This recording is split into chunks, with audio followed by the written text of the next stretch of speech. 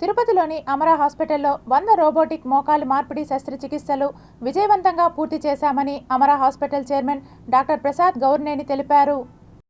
దీనివల్ల ఇంకా ఎక్కువ మంది సాటిస్ఫై అవుతారనే ఉద్దేశంతో తీసుకొచ్చాము మనం. సో ఈ మేకో రోబోట్ తోటి ఇప్పుడు 100 అవగానే అందరికీ చెప్పాలనే సంకల్పంతో పెట్టాము. ముందే చెప్పేసి మేకో ఉందని చెప్పి రిజల్ట్స్ లేకుండా చెప్తే పెద్ద ఉపయోగం లేదు. రిజల్ట్స్ అయ్యాక చెప్పాలి. సో దానికి ప్రత్యేకంగా ఏంటంటే ఆవిడ 6 వారాలు అయిందమ్మా. ఎన్నాళ్ళ నుంచి చేసి మీకు సర్జరీ? 5 months అయింది. బాగున్నారమ్మా మీరు? బాగున్నారు. ఆవిడకి నచ్చి ఆయన కూడా చేయించారు. అదే ఆయన కూడా చేయించారు. ఆయనకు 2 వారాలు అయిందని చేసి.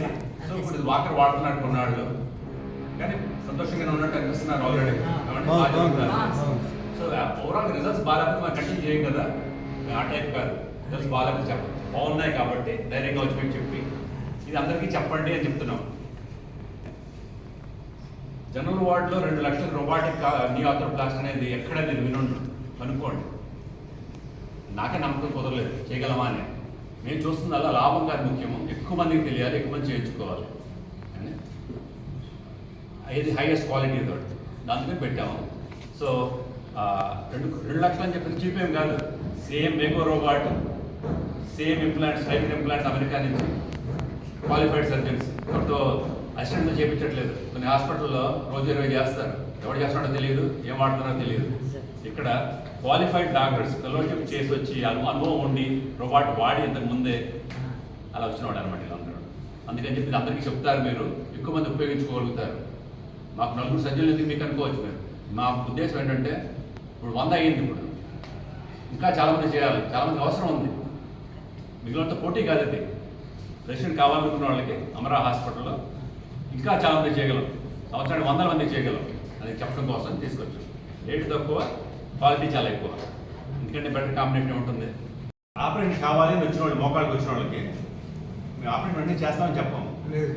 ఏమండి కనీసం అందరికీ 90% మందికి అమ్మ ఇలా చేసి లైఫ్ స్టైల్ మాడిఫై చేసుకుని మీరు ఎక్సర్సైజ్ చేసి తగ్గించుకునే అవకాశం ఉందంటే ఉంటే చెప్పడం కాదు, అది సగం మంది వెనక్కి వచ్చి నాకు చాలా బాగుంది, ఇప్పుడు ఆపరేషన్ ఉంటే నాకు ఎక్కర్లేదు, మళ్ళీ అవసరమైనప్పుడు వస్తాను, సంవత్సరాల పాటు ఉన్నవాడు ఉన్నారు.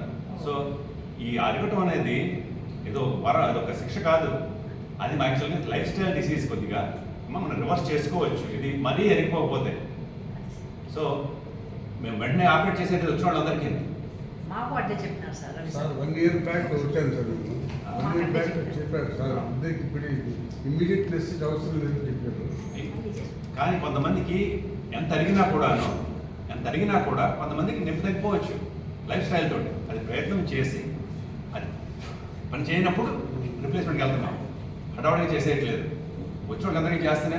అమరా హాస్పిటల్లో ఉన్న robotic machine one of the technically advanced machine మనది మేకో రోబో అని. దీంతో అడ్వాంటేజ్ ఏంటంటే సర్జరీ కన్నా ముందే మనము సర్జికల్ ప్లాన్ చేసుకోవచ్చు. ఆ ప్లాన్ని మనము సర్జరీ టైంలో ప్రిసైజ్గా ఎగ్జిక్యూట్ కూడా చేసుకోవచ్చు. రోబో మనకి సర్జరీ చేసే కన్నా ముందే సర్జన్ ఎంతవరకు మోకాలు బెండ్ అయింది, మోకాలు మార్పిడి చేసేటప్పుడు సైజు, ఇంప్లాంట్ సైజు ఏ సైజు ఉండాలి అనే కంప్లీట్ ఒక ఇన్ఫర్మేషన్ మనకు ఆ డేటాని రోబో ఇస్తుంది. ఆ డేటాని సర్జన్ తీసుకొని ఎంతవరకు కరెక్షన్ చేయాలి అనేది క్యాలిక్యులేట్ చేసుకొని సర్జరీ చేస్తారు. సో ఈ కంప్లీట్ ఇన్ఫర్మేషన్ మనకు రియల్ టైంలో దొరుకుతుంది.